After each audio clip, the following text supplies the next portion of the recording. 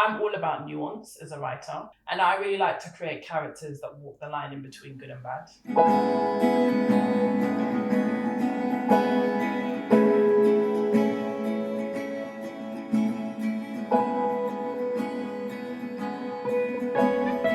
This is Writer's Mosaic, in conversation. Screenwriter Jonny Wright talks to fellow screenwriter Karla Williams about the importance of making connections and being nice to people.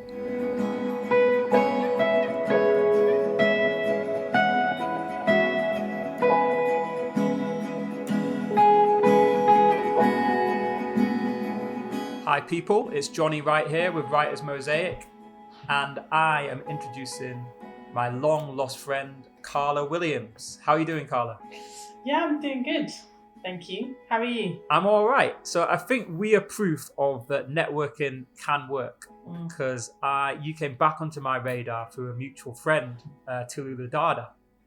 And we did a royal court group a long time ago, right? A very long time ago. Let's not give away our ages, but it was a very long time ago. It was Critical Mass. Was that the group? That's correct. Yeah. Since then, I've met Tallulah. You met Tallulah. How did you meet Tallulah? So I met her as part of Black Women in Scripted, which started off as a WhatsApp group and now is kind of extended to events and is also like a LinkedIn community platform thing. And I met Tallulah doing for screenwriting, and we stayed friends, and you're obviously friends with her, and then we have reconnected after all these years, which I think is amazing. It is, and we're both still writing, which is great. Yeah, so I think we are proof of like not to give up, but also to be nice to people you meet. Because I was just about to say the exact same thing. Yeah, be nice to people. Yeah, because you don't know when you're going to come across them again. No, this is true. This is very true. I'm very happy to reconnect. So Critical Mass was a playwriting group which we did at the Royal Court. Mm-hmm. So what brought you to it? I can't even really remember what brought me to it. So let me think. I had taken part in this event by a theatre company called Tel Tara. They hired, I think it was 5 writers or so, and we all met up, I think, in the morning, and they gave us all day to write a show that was then performed that evening. So I'd written a piece for that, which did quite well. It was quite funny. And then I sent that to the Royal Court. And then the Royal Court said, we really like it. We want to put you on Critical Mass. And that's how I ended up at Critical Mass. How were you in a position to do this thing with Tel Tara? Tel Tara, yeah. So I had been writing, let's think, since my late teens. Okay. So I had an idea. So I went to this Black Pentecostal church, and my dad was the pastor. And in this church, they used to do these little skits all the time. And I thought they were really, really bad. So alongside that, I was also studying like drama at GCSE level. Mm-hmm. And I'd been reading plays. And so I knew what a play looked like. And I had some idea of character and story, blah, blah, blah, blah, blah. So I then decided that I'm going to write a play that I thought was better than what they were putting on at church. And then I used the community of people within my church to be the actors within the play. So I did that, again, I won't say because it was a long time ago, and then produced that in my old high school. We used the stage from my old high school, and we put that play on for like a couple of nights. It did really well, and then it came back like a sequel the following year. And that's how I essentially got into writing. And I really enjoyed it, and I really liked it. But it was always kind of like something I did as a hobby. And it started off something I did with like friends from church. Church brings me on very smoothly to Fall from Grace. So was a piece of yours that I read. And so it's interesting that you said your dad was a Pentecostal pastor. So the Fall from Grace, the main character in it, Jacob, is also a pastor. Yeah. So did you notice that? Did you pick that up? I did. Yeah. I picked it up. Yeah. So it was a really interesting story. I mean, and what I liked about it is it had, because I've only read the pilot, so I don't know how the series kind of progresses or how you saw it progressing. But what I liked is it was a flawed pastor. Mm-hmm. What I mean is it wasn't the wholesome pastor that which you would maybe expect. It was a pastor who we saw having sex. It was a pastor who people swore around him, and I thought his wife was a brilliant character as well, Ella. And then I don't think this is a spoiler because it happens pretty early, but their child gets stabbed.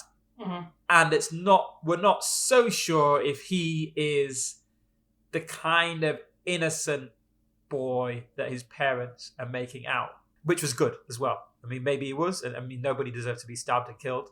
But it was he gang affiliated, or was the press racist for saying that he was gang affiliated? There was a question mark in the way that I read the script anyway. Okay. And so I just wanted to ask you what your inspiration for the script was, and what, if any, pressure do you feel to make black characters into model minorities? This is something I always struggle with as a writer. It's a very interesting question. So the inspiration for Jacob comes in two places. So while his sort of youngest son, Omar, being stabbed is kind of the first chunk of the story, it then goes on to explore Jacob's past, and a previous rape conviction that Jacob was made against Jacob comes to light towards the second half of the story. So the inspiration for that came from the situation that happened with Nate Parker. He was this really well-known African-American writer, producer, director guy. He did the Nat Turner thing, right? Yeah, Birth of a Nation. Yeah. So that kind of came out, I think, 2016. And he made that independently, like raised all the money himself from like wealthy people that he knew. Sold the film at Sundance Film Festival for like a $7 million profit. And then when the film was on like its press tour, it kind of came to light that Nate Parker was accused and found not guilty of raping a white girl while at university.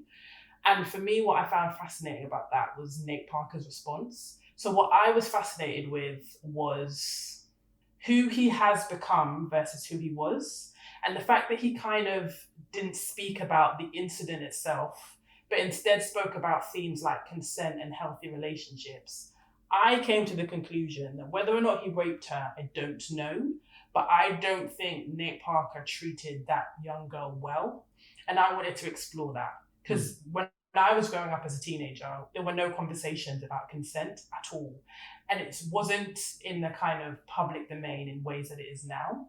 So I wanted to kind of create this character who was gone on to become this kind of really noble, well-respected, well-loved man within his family and outside of it. But there are still things from his past that he hasn't fully understood and that he needs to be held accountable for. I was born and raised in the Pentecostal church. I'm sure the first place I went after I was born was church. And I really wanted to root this character within something that felt really familiar to me.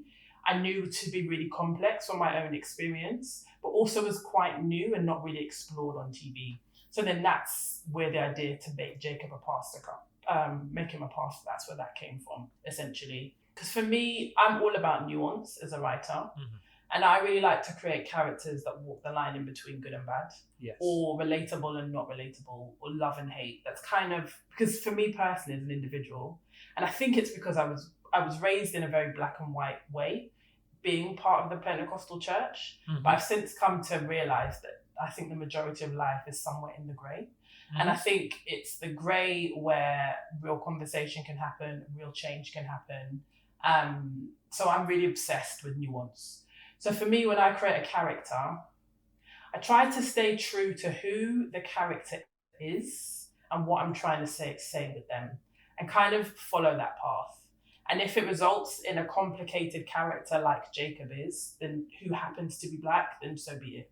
So I tend to write quite a lot of black characters within my work, and especially with Fall from Grace. So you do, and I don't think it was intentional, but it's just because of the world it's set within, you do get a cross-reference of different types of black people. I've looked at 3 different things in different mediums for you, because I've also looked at your short film Pretty Bitch. Fall from Grace was a TV pilot you've written for Grantchester. Then you've got a short film Pretty Bitch and Famous, which is an audio drama. What do you find the differences between the mediums? And do you have a favourite? I would say my favourite is audio right now. Okay. I was not expecting this answer. No. Curveball. Neither was I, yeah. Don't get me wrong, I adore TV. TV's like my life. So I would say with each format, I've tried to really embrace the format itself and try to tell a Karla Williams type story that really works in that format and really bring my voice to the format. Yeah. So Pretty Bitch is about, it explores kind of themes of like vulnerable women and toxic masculinity. And it explores when kind of two girls are made rivals because they're dating the same guy, and how one girl then takes revenge on the other. So I wrote that quite a while ago, and I really enjoyed writing that, but it also started off as a play. And it started off as a monologue with the girl who seeks revenge kind of telling her story. Yeah. So I've taken a similar format, and the same girl is kind of doing a direct-to-camera monologue, but then it's interspersed with scenes of drama, is how the short film came about. And I really enjoyed writing that. So it was picked for quite a few festivals and also won a Best Screenplay Award. I was nominated, thank you, and it was nominated in quite a few other categories as well. So to this day, I still use that film. When people want to see examples of my work, I still have that film to share, and I've written it ages ago. Yes, good example. So I really enjoyed that for what it was. And then I moved into TV afterwards. And I would say developing the kind of nuanced characters I want to develop and create for TV takes a massive amount of work. Like months and months and months of work, and is a really labor-intensive process. So I love the end result, and I love what's on the page at the end, but I do know the process is quite long. Whereas audio, I think once you embrace audio for what it is, and not kind of just write the audio for like a TV drama, but actually embrace audio techniques in your storytelling, I find it's easier to deliver. So what would some of these techniques be? So, like, I guess the way you would tell a story. So rather than just thinking the sounds of a conversation, so part of one of the things I incorporate into Famous is Twitter feeds. Yeah. And With using how does a tweet? I can't do it, but there's like the notification sound. Yeah, exactly. Tweet.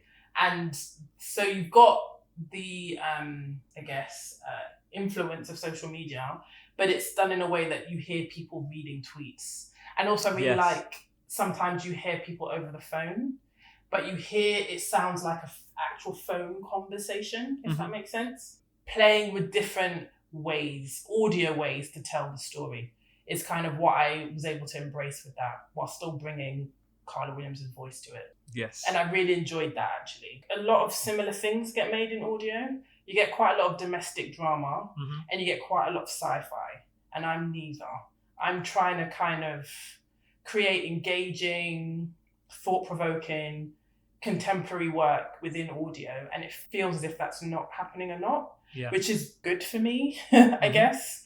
It feels easier to get made in audio, because TV takes years and years and years and years and years, whereas audio, you can have stuff made within a year. And so then I have a couple of questions about Famous, or provocations rather than questions. Okay. So one is thoughts on cancel culture, because what I liked, there was one character protagonist had done an historically racist tweet. It was a long time ago. It was when she was 17, 18? Yes, and she was drunk and very upset when she wrote it. Yes. What are your thoughts? How forgiving should we be of people's... cancel culture. Yeah. See, I think I've got mixed feelings about cancel culture. Go for it. Shoot. Because I think it depends. Because I think there are some people who are not the same as when they wrote idiotic tweets. Like, I'm not the same person I was 15 years ago, and I've matured and developed and become someone different. So in that respect, I don't necessarily think those individuals should be cancelled, but I think they should be honest and transparent, and in some way held accountable for what they've said and done in the past. Yeah. Equally, I think there are some people who are the exact same people they were when they sent the tweet. Yeah. Whether or not they should be cancelled because of one tweet, I don't know. I don't know, if I'm honest with you. And because how do you determine that? Because that's something that I explained and explored in the drama. Because I don't want to give the ending away, because the ending is quite big. It was surprising. Yeah, but it's because I also think it's quite easy to be apologetic in a really performative way now, without really meaning anything at all. Like, if you find the right language, get the right person to write your apology, then you could seem really, really sorry when you don't. You're not. And they are quite cookie cutter apologies, aren't they? Like, exactly. If you look at one person's apology, it's the same as the next person, the same as the next person, because it's all PR. And it's all similar language that you can use, to show how apologetic you are. But are you really? How do we really know? My second thing about Famous, right, is there's the protagonist, a white actress, and she said something offensive against a black actress from drama school. She was racist to this black actress. But what I found interesting is this black actress's argument that she was a better actress than the white actress, more talented, but like had it harder because she was dark skinned. And this person, our protagonist in this audio drama, is white. So, what do you think about that in relation to our game, in the writing game? Do you think you've had it hard as a dark skinned woman than your white counterparts? How have you found it? Yes, is the answer to that question. Boom. That's it. Full stop. Yeah, Don't have to go into any more detail. That's it. Yeah, because I think what my experience has been is our industry rates talent is like white, and then there's black talent. And if they're looking for black talent, great. But if they're just looking for talent, then you're not really on the list that they're looking for, is what my experience has been. And I have an actual personal experience where that had happened to me. So I'm signed now with Curtis Brown, and I've got 2 amazing agents who I love and are great. And it's a really great agency. I'm really proud to be part of the Curtis Brown family. But when I was looking for an agent, I was contacting smaller agencies, kind of boutique independent agencies. And I won't give any names, but I wrote to this white female agent. And she kind of responded to me and was like, cool, I'll read your stuff and get back in contact with you. And I never heard from her again. Then BLM happened in 2020. And all of a sudden I get this email from this agent saying, so sorry, I'd really love to read your stuff now. So I instinctually thought, you're only doing this because everyone in the industry is talking about racism. So I asked her, I said, is the only reason you in contact with me because you're looking for, in quotation marks, BAME talent? And she was like, yes, well, I've spent a really long time building my female representation. And I've now got my books where they're 50% female. So I really also want to focus on BAME talent. And then I had to point out to her that, I'm a woman, right? And this is my issue. And I said, this is exactly the point I'm trying to make. You're focused on female talent, but you only see that as white. Like, you don't see me on the same level as your white female writers. I'm different to them. I'm other than them. But when you're looking for BAME talent, then you want to find my email. So she was like, oh, I'm really, really sorry. Clearly there's been some unconscious bias on my part. So she knew all the words to say now. Yeah, she did. She had the words to say. And I said, look, I don't really want to be represented by you because I want someone who actually believes in my talent as a writer, full stop. But you need to share this story with your agent friends so that this stuff doesn't keep happening to black writers. Because we're secondary. Like, we're when you need a BAME talent or you've got a black character on a show and no one on the show, none of the writers are black. Oh, we need someone to like check the voice. Then you might hire a black writer, but we need to be seen on the same level as writers. Like, we're talented writers, full stops. We're not just black writers. So that's how I see it. And how have you found the fight, the hustle? How have I found the hustle? How have you found the hustle? How real do we want to get? So you're asking me an interesting point where I'm probably at the toughest part of the hustle. Okay. So I booked Grantchester recently and I wrote on that, and the money from Grantchester was great. And that kind of covered me for a big chunk. Everything was great. I was really happy. I felt like a successful writer. It was good.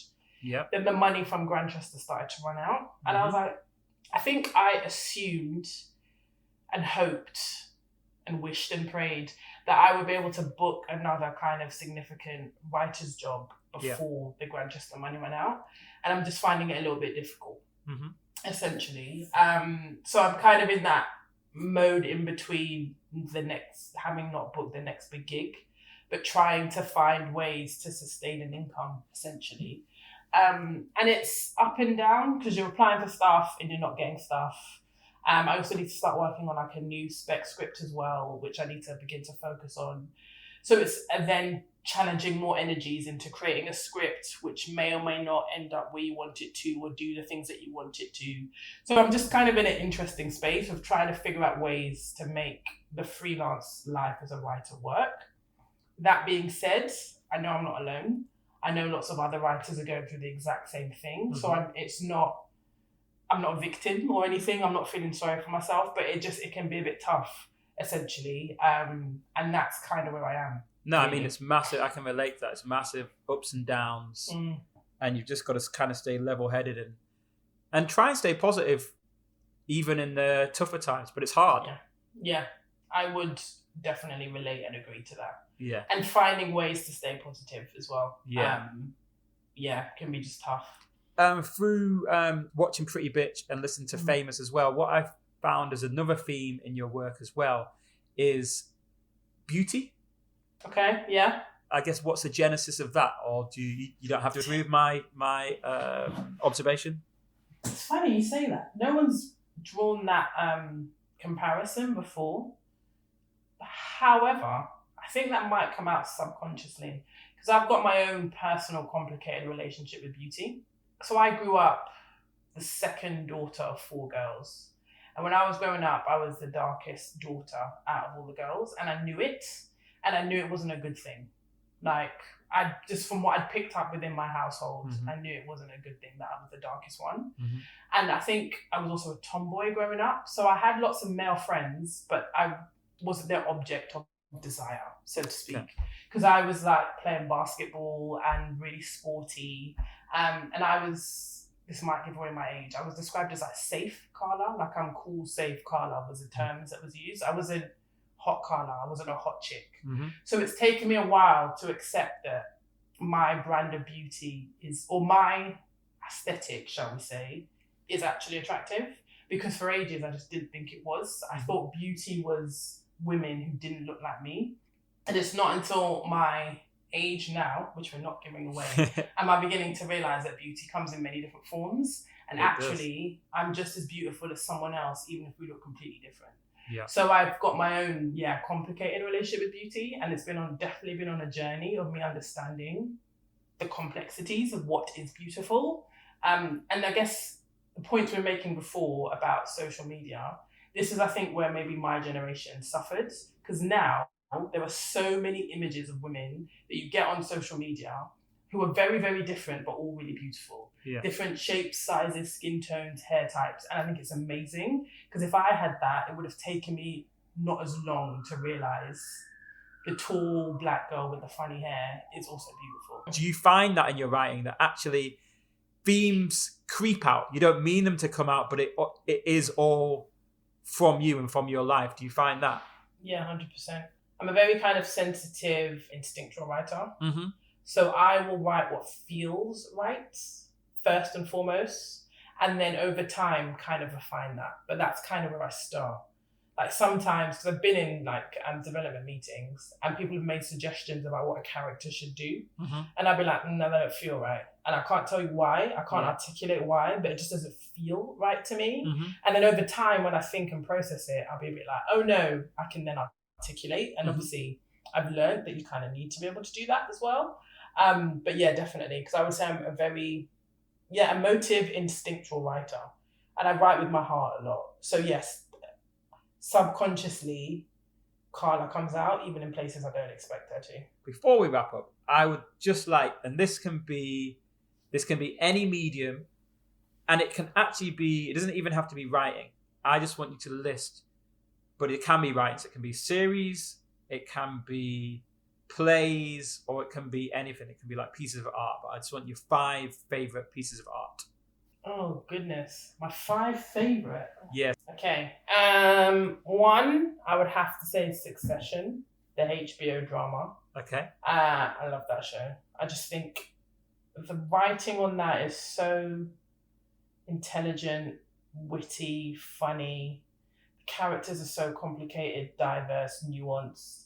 Like I want to create Succession level characters and stories, but in a Karla Williams world. That's what I want to do. So basically more black people. Hey, That's what I want to do. Books. White Teeth by Zadie Smith. Okay, yeah. I really like that because it just made me laugh out loud. And it was kind of the first time I think I read an encounter in a black hair shop. And it felt like something I knew. It made me laugh out loud in ways I don't really think a book had before. And I really, really enjoyed it. One from like my childhood, another book, Roll of Thunder, Hear My Cry by Mildred D. Taylor. Okay. I've not heard. That was probably one of the first books I read and was gripped by when I was a kid. I read it in school, and it basically explores like the life of this black family down south. I can't remember how, not too long after the abolition of like slavery. So it's them trying to like make their way as this black family and all the drama that comes from that. And I read that book at school, like we were studying it. And then I loved the characters and story so much. I then read the next two as well, like on my own. It wasn't part of school. I just found them in the library and read them. Black Panther as a film. Okay. I could watch Black Panther over and over and over again. I just like the layers in it. I quite like that the bad guy is also quite nuanced as well. And also I just loved the army as well. The predominantly female army in Black Panther. Mm. I might be stumped for number 5. Could do a play. Brother Size. Okay. By Terrell Alvin McCraney. Yeah. Of Moonlight fame. Yeah, and I saw that back in the day when it first was Young on Vic. in the UK. Yes, at the Young Vic. I saw it too, but I've told you, can you please not give away our ages? Sorry. I'm so sorry. But yeah, I saw that. And when I saw that, I was quite mesmerised. Because he has this device where like the characters say their stage directions to the audience. I'd never seen anything like that before. And it was like really rhythmic and kind of almost musical. And like the characters are really multi-layered and the dialogue was great. Yeah, I'd say I have a lot of respect for that play. Yeah, thank you so much. It's been a pleasure, Karla Williams. We cannot leave it as long as it has been. We need to do something about that. Yeah, we're going to stay in touch, and let's, good luck with your career. I think it's going really well, and it's going to continue going from strength to strength. So thank you so much. Thank you very much, Jonny. I really appreciate that.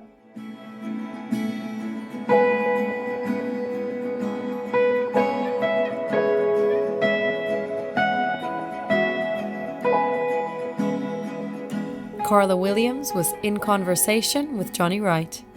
To hear more writers, go to writersmosaic.org.uk.